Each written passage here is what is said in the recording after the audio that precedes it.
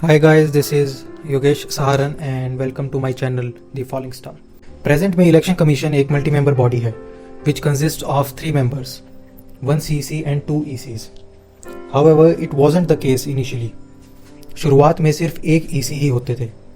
1950 में आए election commission को लगभग 39 साल लगे मल्टी मेंबर बॉडी बनने में, पर यह एक्सपेरिमेंट शुरुआत में उतना अच्छा नहीं रहा. एक्सपेरिमेंट के शुरुआती 4 साल के अंदर ही सीसी और ईसीज के रोल को लेकर 2 ऐसे बड़े सुप्रीम कोर्ट केसेस हुए जिससे सत्ता और चुनाव के गलियारों में काफ़ी हलचल रही. वो केसेस हैं एसएस धनोआ केस और टीएन सेशन केस. जहां एसएस धनोआ केस में सुप्रीम कोर्ट ने कहा कि सीसी की पोजीशन ईसी से ऊपर है, वहीं टीएन सेशन केस में सुप्रीम कोर्ट ने ठीक इसके विपरीत डिसाइड किया, सीसी और ईसी बराबर पोजीशन पे हैं. इन केसेस की मज़ेदार बातों को आज मैं इस वीडियो में बताऊंगा. So let's start. पहले थोड़ा बैकग्राउंड.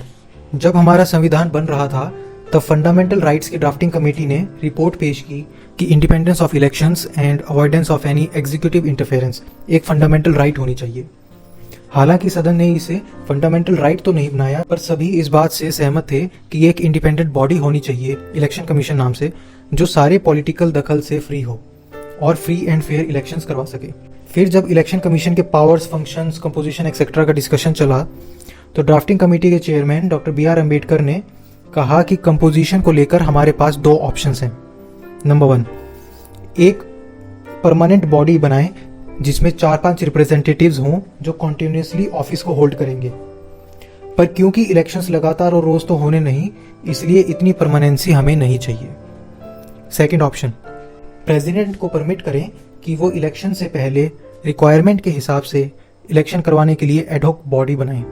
BR अम्बेडकर ने कहा कि हमने बीच का रास्ता लिया है. एक permanent body called election commission होगी जिसमें एक परमानेंट सीट सीसी की रहेगी. Hence basic skeletal machinery would thus be available at all times. और साथ ही साथ प्रेसिडेंट इस मशीनरी में एडिशन कर सकते हैं by appointing other members of commission additional work को हैंडल करने के लिए. सीसी को कुछ मेन प्रोटेक्शंस दी गई ये इंश्योर करने के लिए कि वो निडर और बिना किसी पॉलिटिकल प्रेशर के काम करें. 2 मेन प्रोटेक्शंस हैं. नंबर 1, उनका रिमूवल का प्रोसीजर सुप्रीम कोर्ट के जज जैसा होगा. एंड नंबर 2, आफ्टर अपॉइंटमेंट उनकी सर्विस कंडीशंस को उनके डिसएडवांटेज पे चेंज नहीं किया जा सकता. पर ऐसी प्रोटेक्शंस इलेक्शन कमिश्नर्स को नहीं दी गई.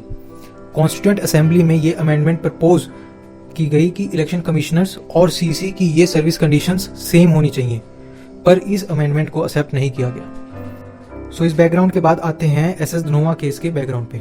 हुआ यूं कि 1989 में सीसी थे RV peri Shastri ji, PM थे राजीव गांधी जी, और 1989 में लोकसभा इलेक्शंस होने थे. 61st कॉन्स्टिट्यूशनल अमेंडमेंट एक्ट से वोटिंग एज 21 से घटाकर 18 कर दी थी. ऑब्वियसली इलेक्टोरल रोल का काम बहुत बढ़ गया था. साथ ही साथ 64th and 65th constitutional amendment bill move हुए थे जिनका पर्पस ये था कि इलेक्शन कमीशन ही पंचायत और नगर पालिका के चुनाव करवाए. क्योंकि एक तरह से काम बहुत बढ़ जाना था, इसलिए प्रेसिडेंट ने 7 अक्टूबर 1989 को एक नोटिफिकेशन इशू करके इलेक्शन कमिश्नर्स का नंबर 2 फिक्स कर दिया, और 16 अक्टूबर 1989 को एक और नोटिफिकेशन इशू करके एसएस धनोआ जी और एक और व्यक्ति जिनका नाम आप जल्दी से कमेंट्स में बताएं, उनको इलेक्शन कमिश्नर अपॉइंट कर दिया. उसी दिन एक और नोटिफिकेशन से उनकी सर्विस कंडीशंस भी डिफाइन कर दी, जिसमें यह था कि इलेक्शन कमिश्नर 65 साल या फिर 5 साल service which ever is earlier के लिए ऑफिस होल्ड करेंगे.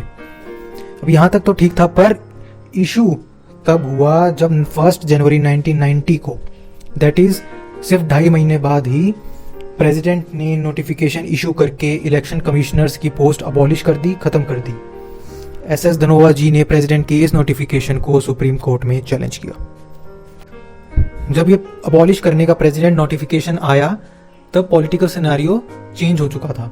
जनता दल की सरकार आ चुकी थी और वीपी सिंह दिसंबर 1989 से प्रेसिडेंट बन चुके थे. तो अब सुप्रीम कोर्ट में क्या हुआ, एसएस धनोआ जी ने क्या पिटीशन दी. नंबर 1, इलेक्शन कमीशन एक इंडिपेंडेंट बॉडी है और इस तरह से पोस्ट अबॉलिश करना उसके इंडिपेंडेंस को खतरा पहुंचाता है. नंबर 2, रूल्स में कहा गया है कि मैं 5 साल सर्विस या 65 साल की उम्र तक ऑफिस होल्ड कर सकता हूं, तो प्रेसिडेंट मुझे इस कंडीशन के पूरा होने से पहले कैसे हटा सकते हैं. नंबर 3, पोस्ट को अबॉलिश करना बदनीयती है, मेलाफाइड है, और ये सब सीसी की एडवाइस पे किया गया है। नंबर 4, इससे उनको मटेरियली बहुत नुकसान हुआ है। एक्चुअली हुआ क्या कि ईसी बनने से पहले Dhanoa sir Bihar public service commission के मेंबर बन चुके थे और इलेक्शन कमिश्नर बनने के लिए वहां से रेजिग्नेशन देना पड़ा, पर सिर्फ 3 महीने के अंदर ही ये वाली जॉब भी चली गई। नंबर 5, उन्होंने कहा कि रिमूवल की खबर बार बार दूरदर्शन न्यूज पर दोनों ईसीज की फोटोज के साथ दिखाई गई। इससे उनकी इमेज खराब हुई है और पब्लिक में गलत मैसेज गया है उनकी कैपेबिलिटी को लेकर, और ये सब जानबूझकर किया गया है जनता दल की रूलिंग गवर्नमेंट द्वारा, क्योंकि वो उनको पसंद नहीं करती थी। सो अब देखते हैं कि जवाब में first respondent union of India ने क्या कहा। नंबर 1, पोस्ट क्रिएशन की जरूरत थी क्योंकि ये एक्सपेक्टेड था कि 61st, 64th और 65th अमेंडमेंट के इम्प्लीमेंटेशन के बाद इलेक्शन कमीशन का काम काफी बढ़ जाएगा। नंबर 2, क्योंकि अब लोकसभा इलेक्शंस भी खत्म हो गए हैं और 64th and 65th amendment bill parliament में लैप्स कर गया है, इसलिए अब इंक्रीज्ड स्ट्रेंथ की जरूरत प्रेसिडेंट को नहीं महसूस होती।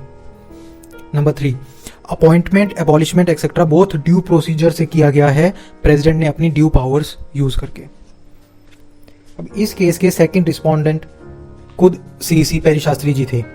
हालांकि इस केस के दौरान उनकी डेथ हो गई थी, पर अपनी डेथ से पहले उन्होंने अपना रिप्लाई फाइल कर दिया था। सो उन्होंने रिप्लाई में लिखा था, नंबर 1, मुझे ईसीज की अपॉइंटमेंट के बारे में कोई इन्फॉर्मेशन नहीं थी। जिस दिन इनकी अपॉइंटमेंट हुई उसी दिन दोपहर को मुझे इसके बारे में पता लगा।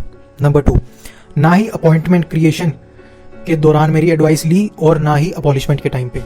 इनफैक्ट मैंने तो कोई रिकमेंडेशन भी नहीं दी। जहां तक पोस्ट अबॉलिश करने का सवाल है, तो मेरा मानना है कि ईसीज को अपॉइंट करने की भी कोई जरूरत नहीं थी। ये अननेसेसरी फैसला लिया गया। वोटिंग एज के रिडक्शन से इलेक्टोरल रोल का जो काम बढ़ा था वो पहले ही जुलाई तक पूरा किया जा चुका था, और बाकी 2 अमेंडमेंट बिल्स पोस्ट क्रिएशन से पहले ही पार्लियामेंट में फेल हो चुके थे। और अगर काम बढ़ा भी तो उसके लिए सेक्रेटेरिएट के स्टाफ को बढ़ाया जा सकता था, ना कि ऊपर लेवल पे पोस्ट क्रिएशन की जरूरत थी। सीसी ने यह भी कहा कि हमारे बीच काफी मतभेद भी रहे, पर फाइनल डिसीजंस यूनानिमसली लिए गए। तो फाइनली अब सुप्रीम कोर्ट ने क्या डिसीजन लिया और क्या कहा। सुप्रीम कोर्ट ने यह माना कि सीसी और ईसीज में मतभेद थे, डिस्प्यूट्स थे, और इससे इलेक्शन कमीशन का काम अच्छे से नहीं चल पा रहा था। एक्चुअली सीसी ने उन्हें एक इंसिडेंस के बारे में बताया था कि इलेक्शन कमिश्नर्स की अपॉइंटमेंट के एक दिन बाद राजीव गांधी के प्रिंसिपल सेक्रेटरी उनके पास आए और कहा कि राजीव गांधी जी चाहते हैं कि इन डेट्स को इलेक्शन हो और इसका अनाउंसमेंट इलेक्शन कमीशन किसी भी हाल तक उस दिन 2 बजे से पहले कर दें। और इस चीज को नए इलेक्शन कमिश्नर्स ने भी सपोर्ट किया, पर सीसी का मानना था कि इलेक्शन डेट्स सिलेक्ट या अनाउंस करना इलेक्शन कमीशन का काम है, ना कि गवर्नमेंट का। पिटीशन के कंटेंट और सीसी के रिप्लाई को रेफर करते हुए सुप्रीम कोर्ट ने 2 मेजर इंसिडेंसेस को भी पॉइंट आउट किया। हुआ ये कि दिल्ली हाई कोर्ट में एक रिट पिटीशन फाइल हुई इलेक्शन कमीशन के अगेंस्ट। इलेक्शन कमीशन को नोटिस पहुंचा, नोटिस शाम को देर से पहुंचा। डीसी ने सीसी सर को फोन पे इसकी जानकारी दी, काउंसिल सजेस्ट किए, सीसी सर ने भी मिस्टर एक्स का नेम सजेस्ट किया जो कमीशन को कोर्ट में रिप्रेजेंट करेगा। एक्चुअली कुछ प्रैक्टिस थी कमीशन की कि हम इस टाइप के केसेस में किसको अपॉइंट कर सकते हैं और किसको नहीं। तो मिस्टर एक्स को एंगेज किया और उनको केस का ब्रीफ पहुंचाया। फिर क्या हुआ कि धनोआ सर ने सीसी सर को फोन किया और कहा कि हमें मिस्टर वाई को काउंसिल अपॉइंट करना चाहिए और यूनियन लॉ सेक्रेटरी की भी यही एडवाइस है। धनोआ सर ने दूसरे ईसी से भी फोन पे बात की और फिर डीसी को फोन करके कहा कि मिस्टर एक्स से ब्रीफ वापस ले लो और मिस्टर वाइस को दे दो। इसी बीच धनोआ सर ने एक नोट भी भेज दिया कि ये तो सीसी द्वारा प्रोसीजर का वायलेशन है और एंगेजमेंट से पहले हम इलेक्शन कमिश्नर से कोई राय नहीं ली गई। पर अल्टीमेटली हुआ क्या कि मिस्टर वाई ने केस लेने से मना कर दिया और अगले दिन कमीशन के केस को रिप्रेजेंट करने के लिए कोई लॉयर नहीं था और कमीशन को एम्बेरसमेंट झेलनी पड़ी। दूसरा मेजर इंसिडेंस कुछ दिनों बाद सीईओज की कॉन्फ्रेंस का है। सीसी ने इनॉग्रल स्पीच में कुछ rules, procedures, practices etcetera follow करने की बात कही। धनोआ सर ने स्पीच का विरोध करते हुए कहा कि स्पीच देने से पहले सीसी सर को हमसे कंसल्ट करना चाहिए था। तो इन सारी इंसिडेंसेस को ध्यान में रखते हुए सुप्रीम कोर्ट ने कहा कि पिटिशनर धनोआ जी ने कमीशन की स्वतंत्रता को बरकरार रखने का हवाला देकर ये पिटीशन लगाई है। पर जिस हिसाब से इलेक्शन कमिश्नर्स की अपॉइंटमेंट की गई और जैसा इनका काम का एटीट्यूड रहा है, उससे तो फ्री एंड इंडिपेंडेंट फंक्शनिंग तो दूर की बात, कमीशन की स्मूथ फंक्शनिंग भी नहीं हो पा रही थी।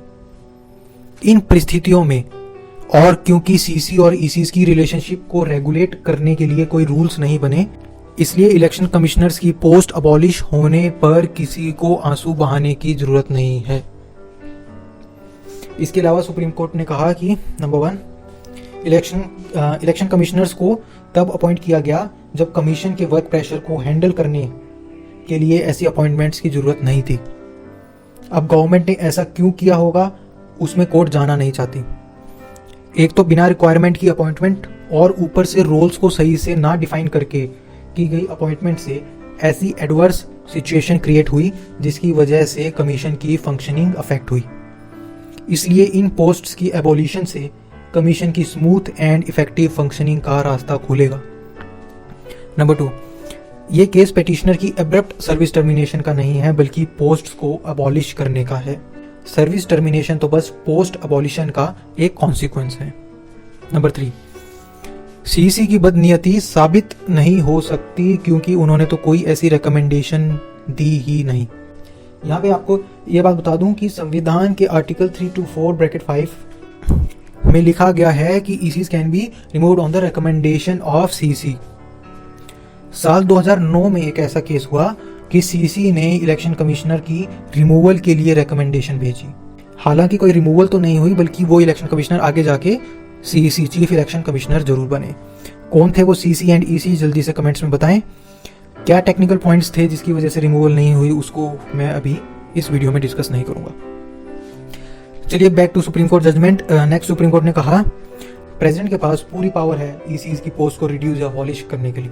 दूरदर्शन पर इलेक्शन कमिश्नर्स की फोटोग्राफ दिखाने वाले इंसिडेंट्स पर सुप्रीम कोर्ट ने काफी कड़ी निंदा जताई और सरकार को भी जोरदार फटकार लगाई। सरकार को कहा कि उसे इसकी इन्वेस्टिगेशन करनी चाहिए। इस मामले से ना ही गवर्नमेंट की और ना ही इलेक्शन कमिश्नर्स की कोई गरिमा बढ़ी है।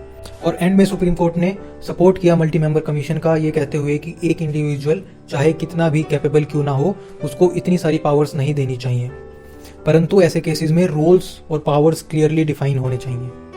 And in the absence of rules to the contrary, CC और ईसीज एट पार नहीं है। CC has higher position than EC. तो इसके कुछ साल बाद फिर से आया एक तहलके वाला केस। दूसरी बार कमीशन मल्टी मेंबर बॉडी बना और इस बार इलेक्शन कमिश्नर ने नहीं बल्कि खुद सीसी सर ने सुप्रीम कोर्ट में रिट पिटीशन डाली और इलेक्शन कमिश्नर को रिमूव करने पे नहीं बल्कि उनको अपॉइंट करने पे केस किया। वो सीसी थे the iconic TN Seshan sir.